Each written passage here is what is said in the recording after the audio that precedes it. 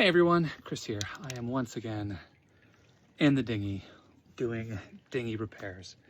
So I love the dinghy very much, but I have been disappointed with our Newport NT 300 motor.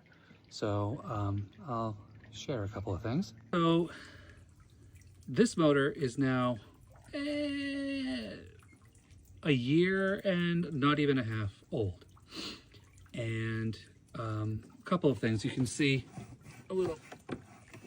needs a little repainting. That's fine. These seized, well, this one did, so we're gonna have to replace these.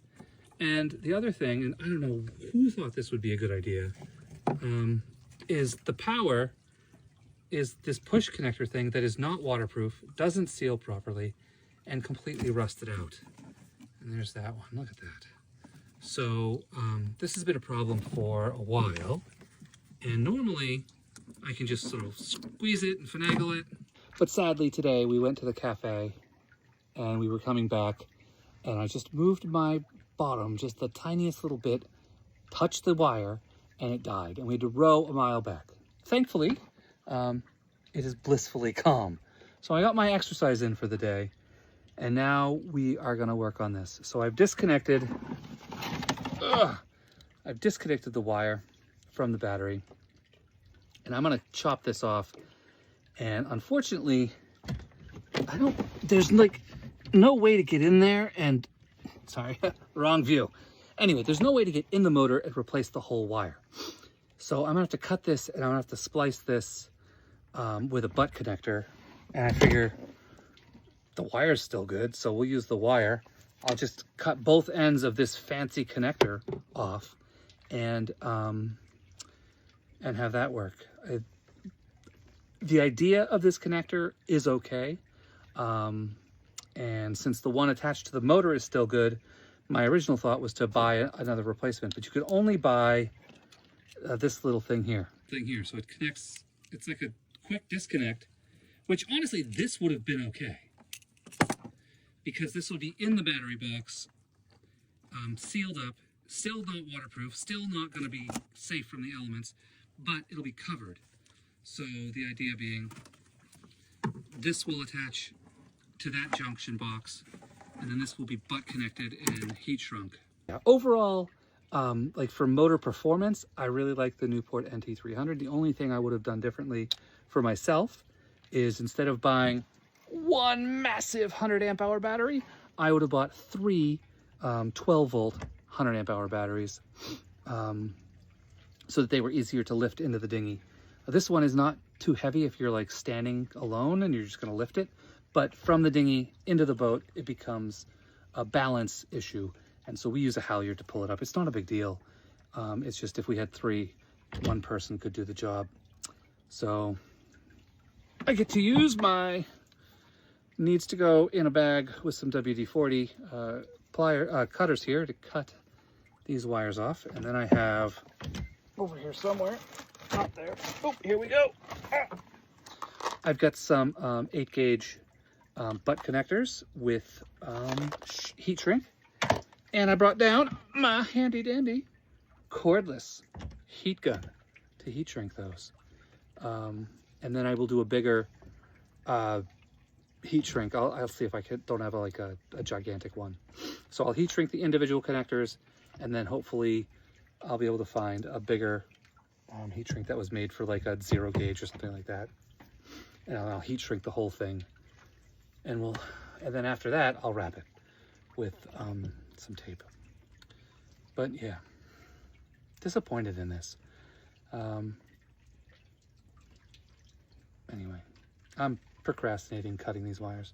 So I'm gonna get started on this, and let's see how I do. All right, so these butt connectors work differently because it's a larger wire. They have nice little screws that screw into the wire, and I got a few stray strands here I got to take care of. But for the most part, they're looking good. And then the heat shrink goes over them, and we see how it goes. And yeah, this would be a lot easier up with this mounted on its stupid mount up on the big boat, but Sadly, the motor mounts seized after, well, they came off. I put the boat back, I put this back on in May, and by August they were seized. So, but it was the second summer of having it, so there we go. Anyway, I'm gonna hit that with some heat later, see if I can't get it off, because I got new motor mounts. Anyway, let's heat shrink this thing. Okay. I'm a huge fan of the cordless DeWalt heat gun. It's not very strong, it doesn't last very long, but for stuff like this, it is absolutely perfect. We have the corded one for stuff on the big boat where we're not like bouncing around a little bit, but sometimes you just want to go without a cord and you only have one or two things to heat shrink. So it's not bad. It's a lot better than using a lighter or a torch or something like that. Anyway, let's see what we got.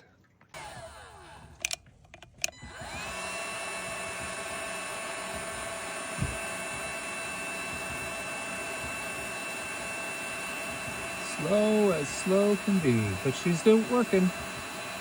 All right, the moment of truth. So, I still have a new connector, the rapid whatever connector, and I'm excited to use it, but now I have a very long cable from the engine, and this is going to go in the battery box where it honestly should have always been, where it will be protected from the elements. I